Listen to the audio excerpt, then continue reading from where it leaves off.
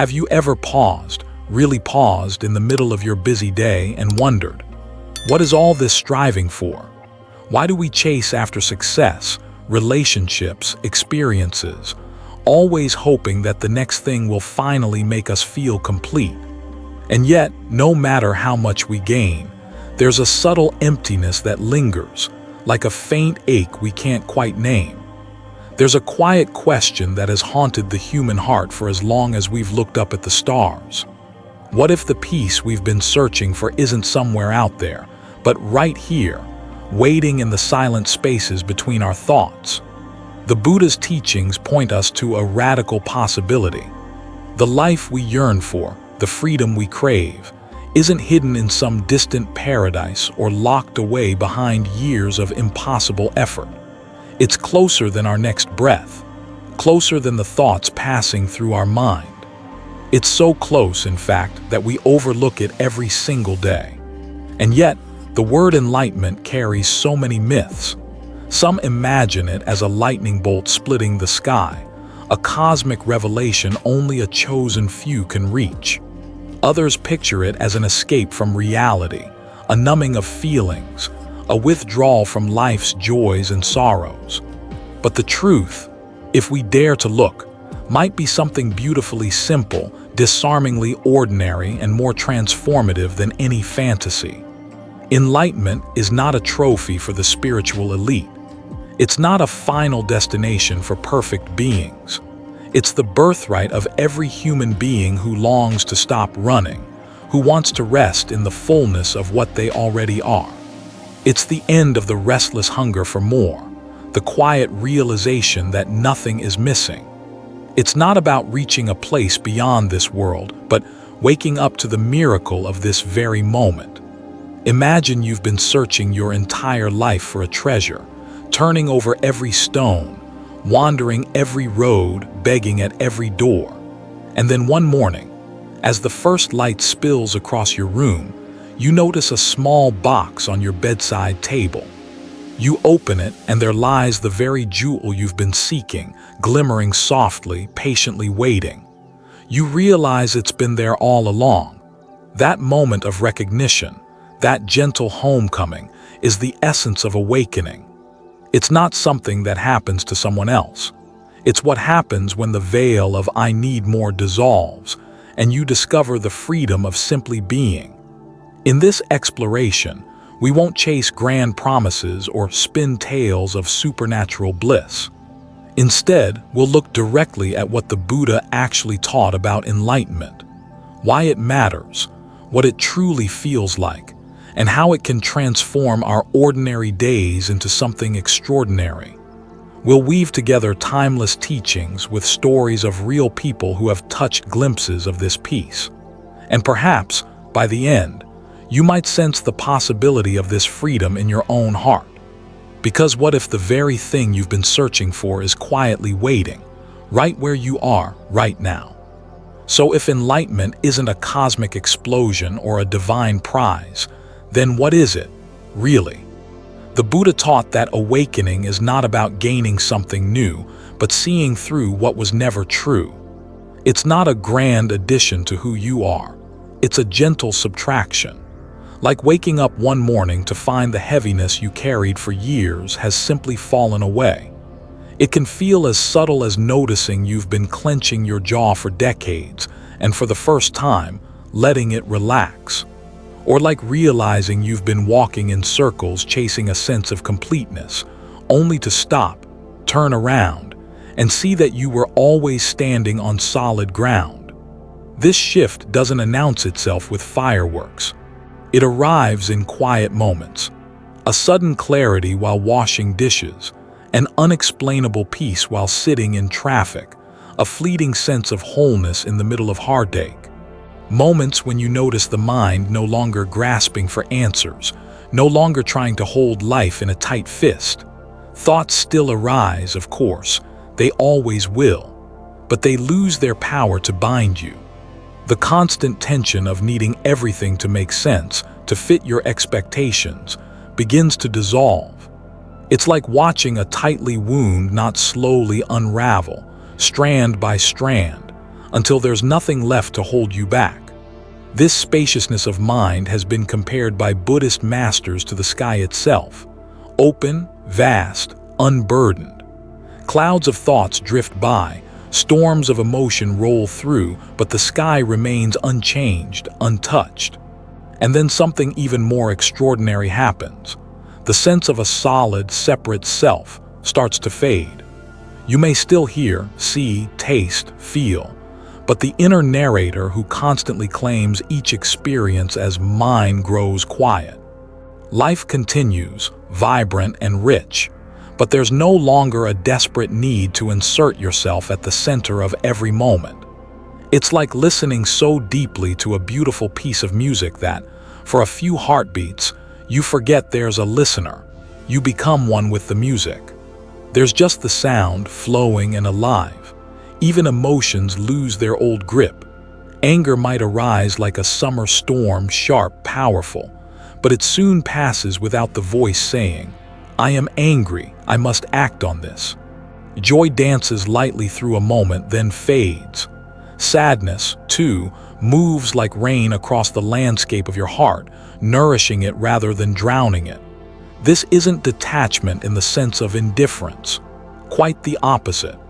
It's a new kind of intimacy, one without control. You feel life more fully than ever before, yet without needing it to conform to your desires. Like standing barefoot in a field as the wind rushes past. Nothing to hold, nothing to resist.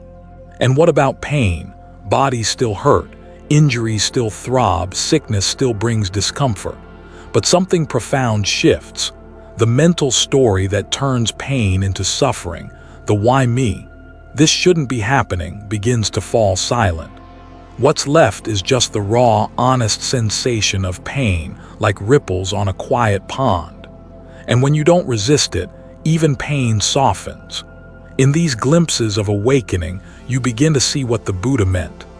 Enlightenment is not about escaping life, but meeting it so completely that nothing is left outside your embrace.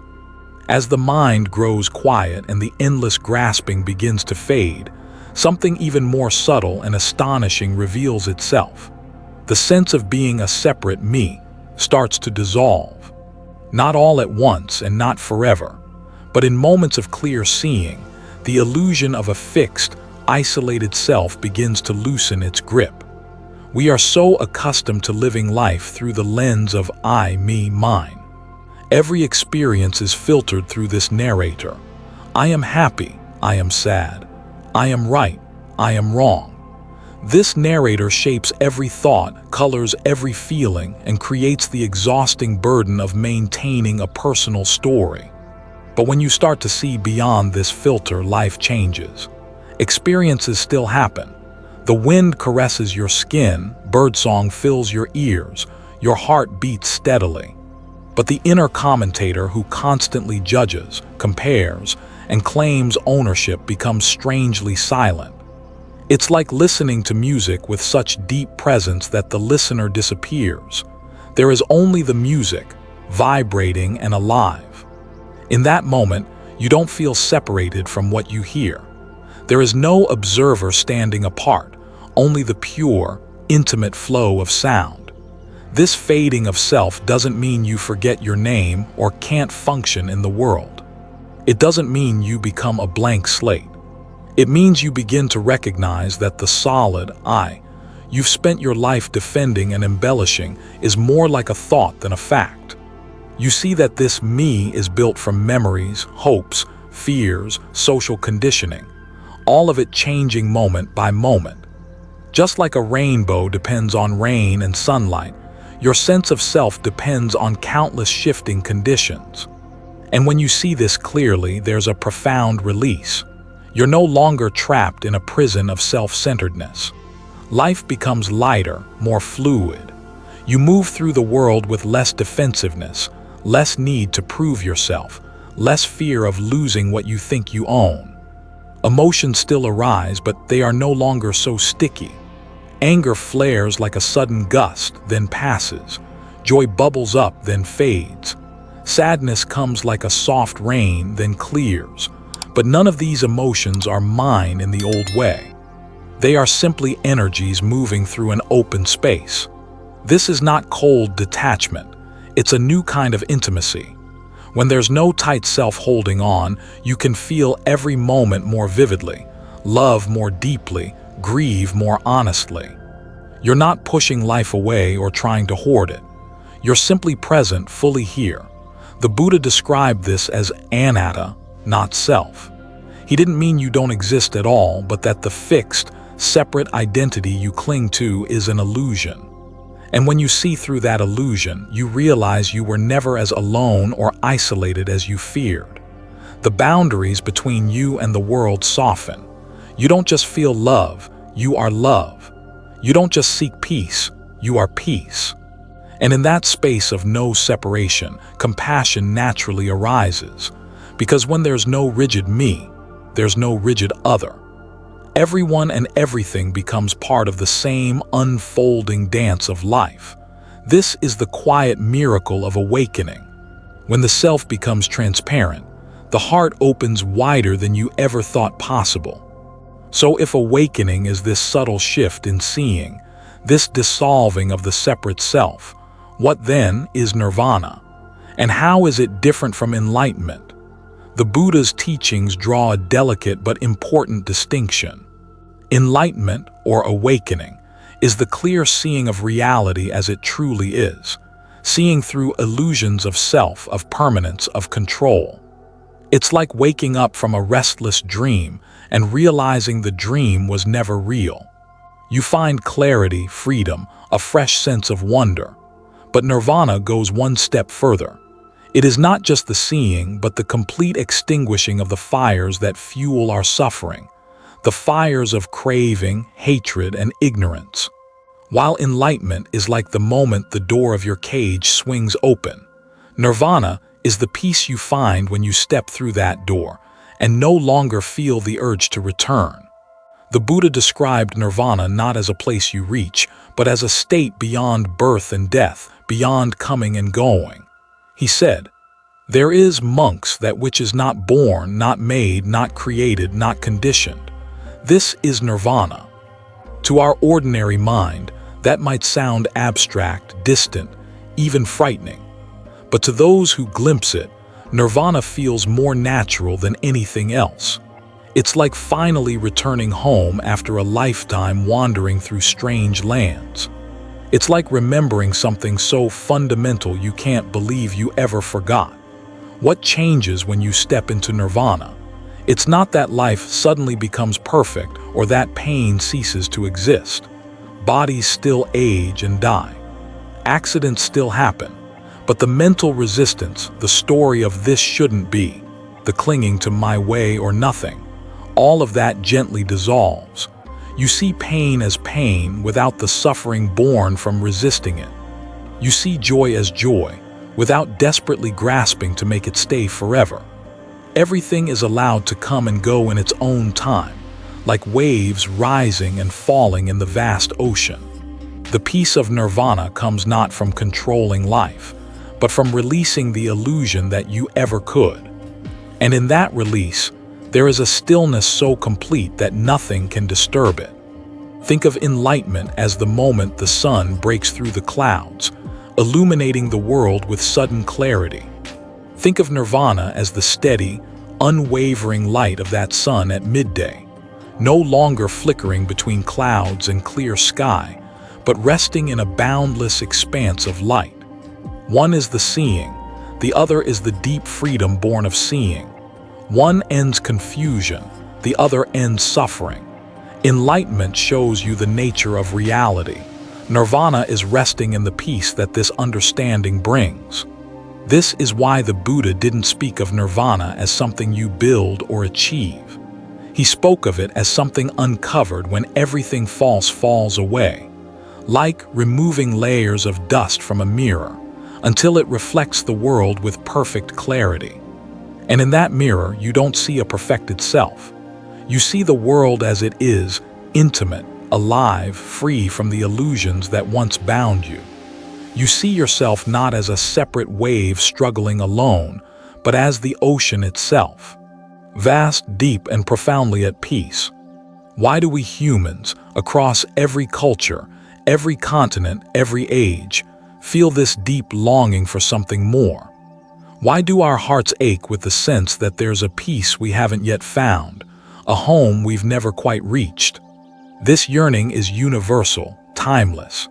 Like a flower turning instinctively toward the sun, the human heart turns toward a peace beyond words, a wholeness beyond circumstances.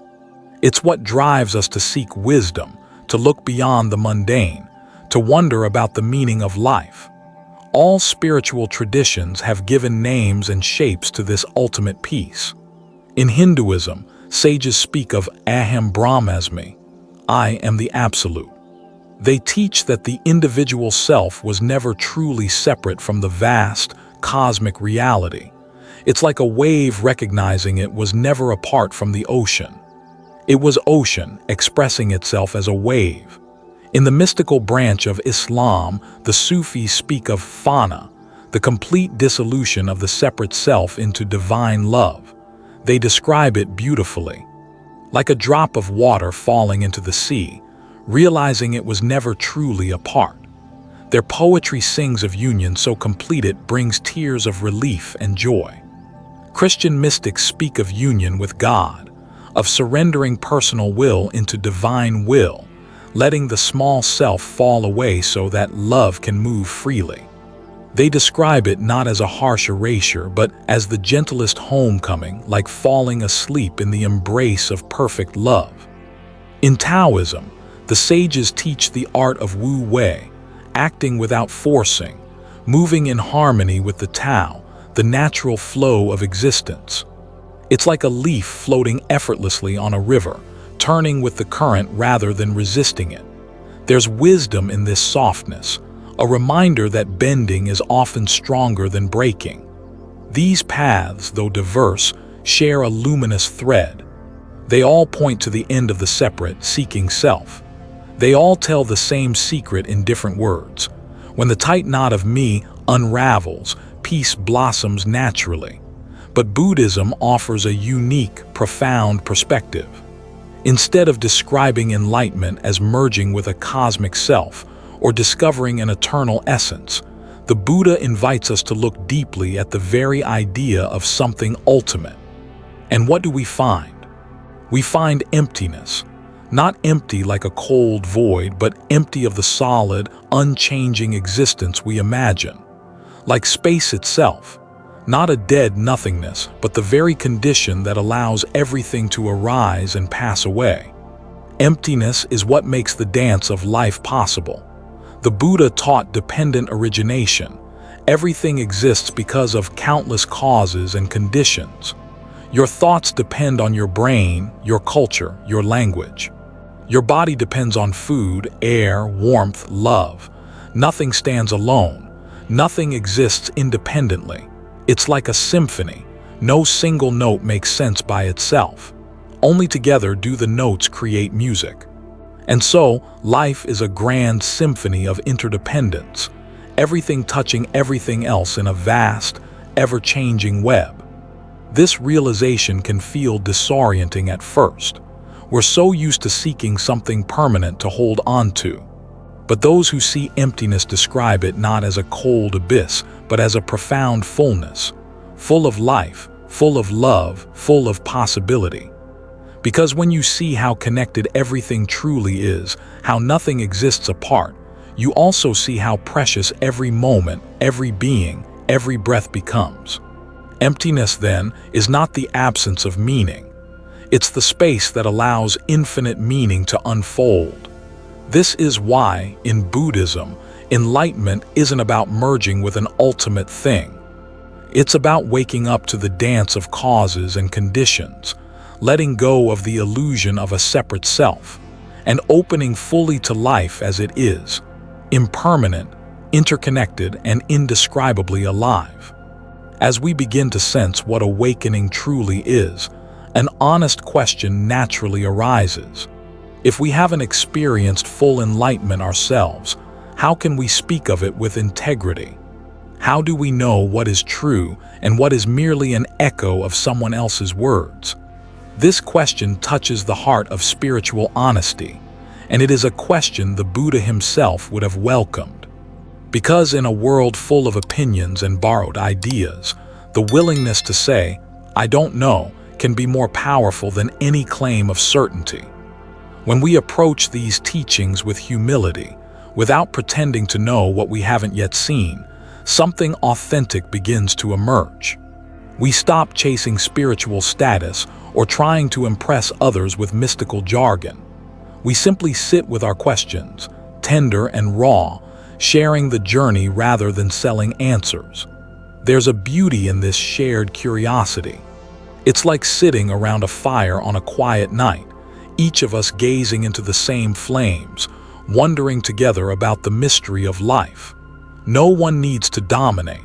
No one needs to be right.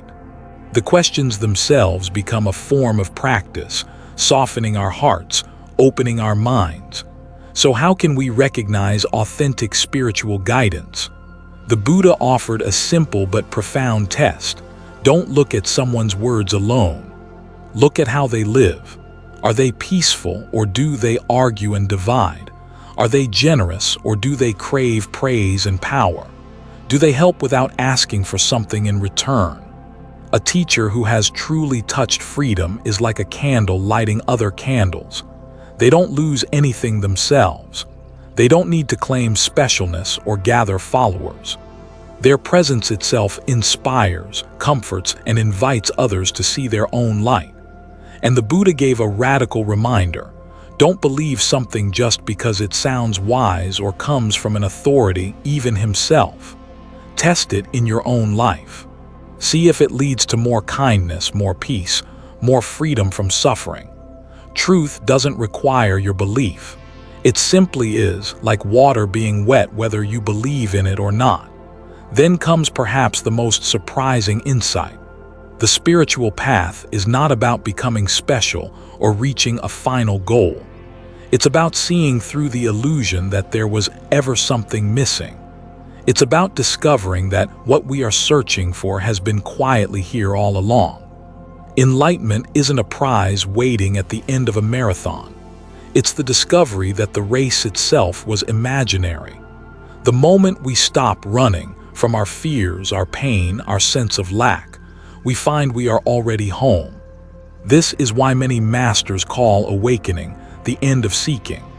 Not because life becomes dull or stagnant, but because the restless search for something to complete us has fallen away. We are finally able to be present with what is, alive, vibrant, tender, without needing it to be different. It's like realizing you've been looking everywhere for your glasses, only to discover they were on your head the whole time. Or like searching your whole life for a treasure, only to find it hidden in your own heart. And so, authenticity on the path of awakening is not measured by mystical experiences or complex philosophies.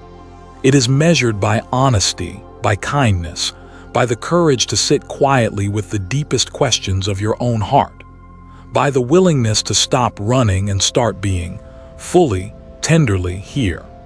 So what truly happens when you reach enlightenment? Perhaps the most surprising answer is, nothing happens, and yet everything changes. Nothing happens because you don't become someone new or reach some distant destination. The person you thought you were simply falls away, like mist dissolving in the morning sun.